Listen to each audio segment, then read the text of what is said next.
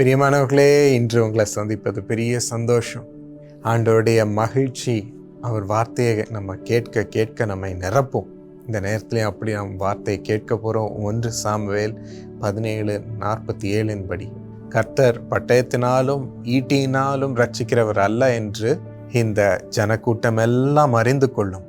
யுத்தம் கர்த்தருடையது, அவர் உங்களை எங்கள் கையில் ஒப்பு கொடுப்பார் என்றார். என்ன ஒரு வல்லமையுள்ள வசனம் பாருங்க. இதில் எனக்கு தென்பட்ட முதலாவது காரியம், யுத்தம் கர்த்தருடையது. அதை நம்ம அறிந்து கொள்ளணும். நீங்கள் ஒரு யுத்தத்தை ஃபேஸ் பண்ணிகிட்டு இருக்கலாம், யாரோடையாவது போராடிட்டு இருக்கலாம், ஏதோ ஒரு பிரச்சனையோடு நீங்கள் போராடிட்டு இருக்கலாம். ஐயோ பயங்கரமான போராட்டமாக இருக்கிறது என்று நீங்கள் சொல்லலாம்.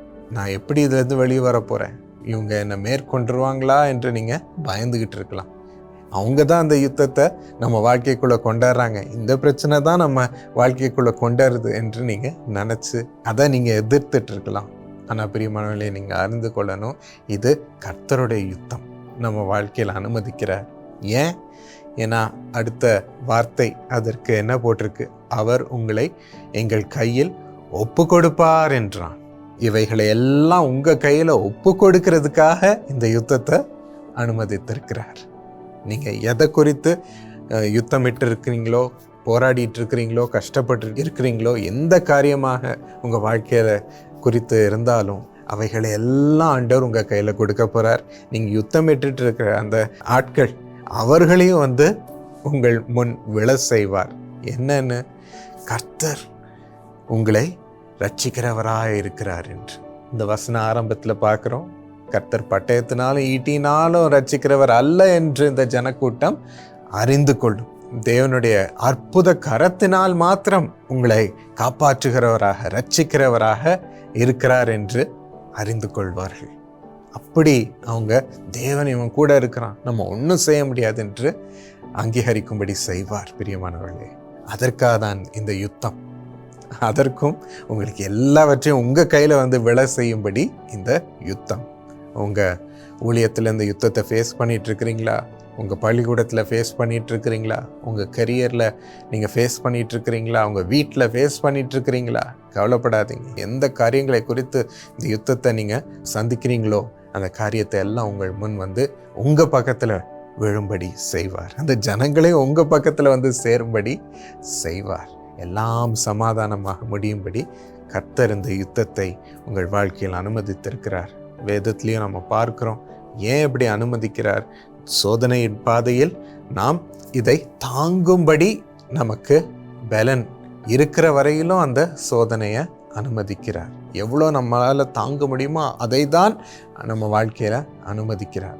அதற்குரிய வெளிவரும் காப்பாற்றப்படும் வழியும் ஆண்டவர் நமக்கு காண்பித்து அதில் நம்மை நடத்துகிறார். அதாவது நம்மளை ரட்சிக்கவும் செய்கிறார். அந்த சோதனையின் பாதையில், அந்த பரீட்சையின் பாதையில் நம்மை காப்பாற்றுகிறார்.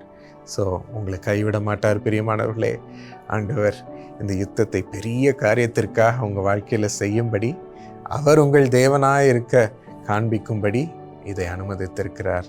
இதற்கு நன்றி மாத்திரம் செலுத்துவோமா?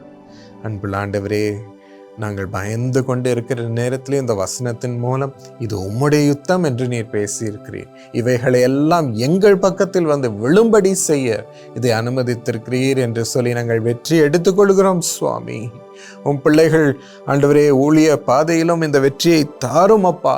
ஆண்டவரே, எந்த காரியத்தில் ஃபேஸ் பண்ணிட்டு இருக்கிறாங்களோ அதில் முழு வெற்றியை எடுத்துக்கொள்ளட்டும். சுவாமி, நீர் எங்களுக்கு எல்லாவற்றையும் எங்கள் மடியில் விழும்படி செய்வதற்கு நன்றி. நன்றி. ஒரு இழப்பில்லாதபடி எங்களை ரட்சிக்கிறவராய் எழும்புவதற்கு நன்றி. அற்புதம் செய்கிறவராய் எழும்புவதற்கு நன்றி அப்பா. நன்றி அப்பா. எங்களுக்கு பெரிய பெயரையும் அவர்கள் முன் கொடுக்க போவதற்கு நன்றி. இவர்கள் தேவனுடைய பிள்ளைகள் என்று சொல்லி அவள் சும்மா விட்டு செல்லட்டும் அப்பா. இவளை தொட முடியாது என்று பயப்படட்டும் சுவாமி.